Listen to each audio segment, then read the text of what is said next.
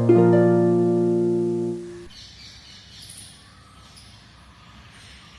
kids, it has been really long. I hope you all are doing good. So in today's video we are going to discuss a little about government. So let's begin.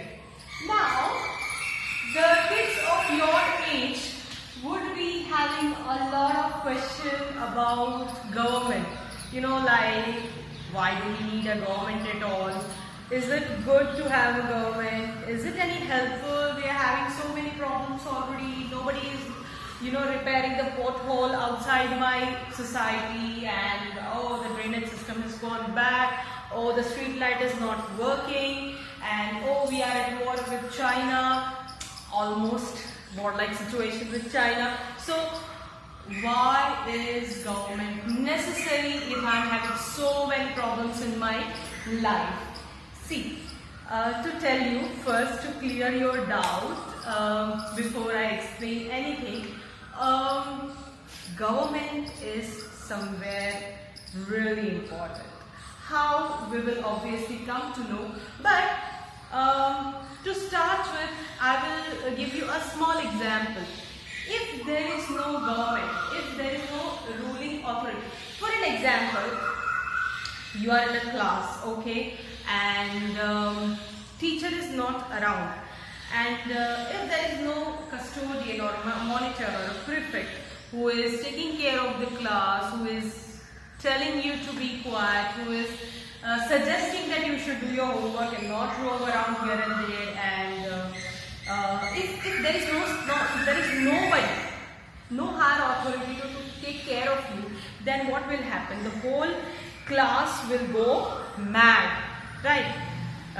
In the same way, if there is no government, if there is no ruling authority to take care of the citizens of a particular country, then what will happen? The rich will suppress the poor, the stronger ones would dominate the weaker ones, and basically the people, those who are less privileged, will face many problems. So it is advisable from the times unknown that one should have a leader, one should have a higher authority who should be taking care of the others, especially the less privileged ones. So in earlier times we used to have this kind of, when there was no country proper, geographical boundaries of a country, and we still lived in the tribes. Human beings still lived in a time at that time people used to elect their leader, Kabile ka Sardar, right? So that leader was not that was not the birthright of any person.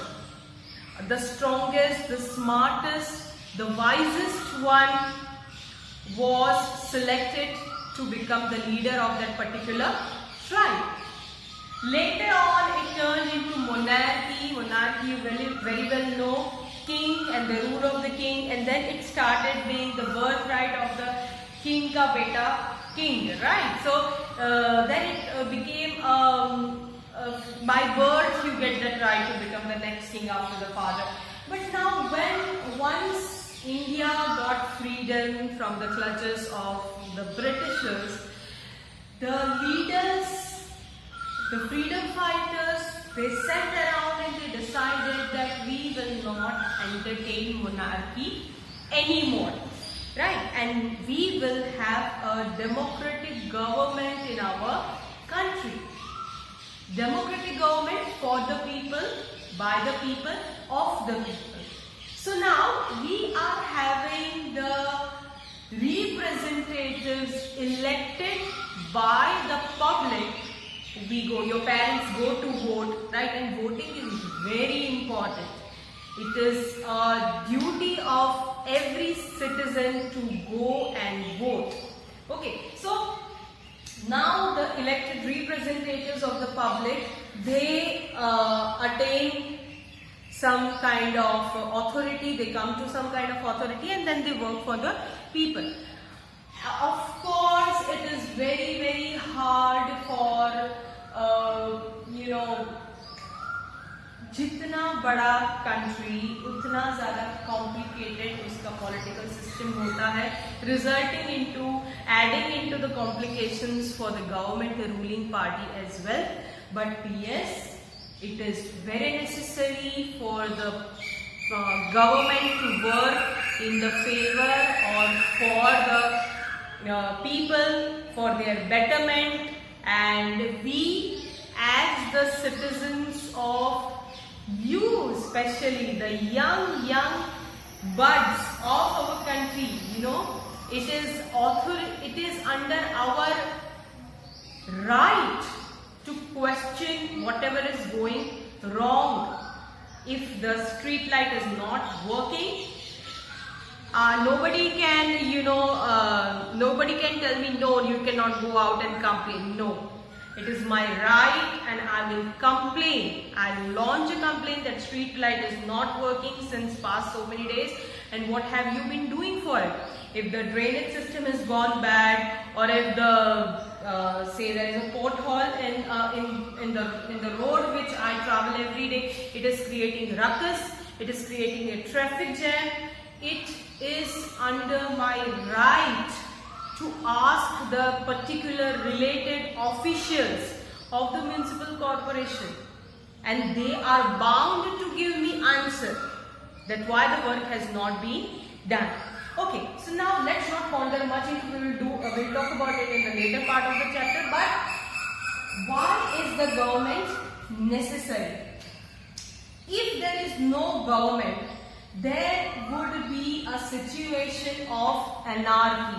Anarchy means nobody is ruled, at the same time everybody is ruled. Right? The situation of anarchy is not good. Anarchy means, as I told you, rich would suppress the poor. The strong would dominate over the weaker sections. So that's not right. That's not correct. That is not. Every human being has a birthright to the freedom.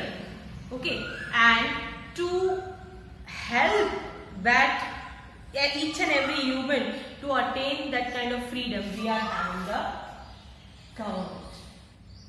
Okay, and so at least I believe that, see, you are free to believe whatever you want to.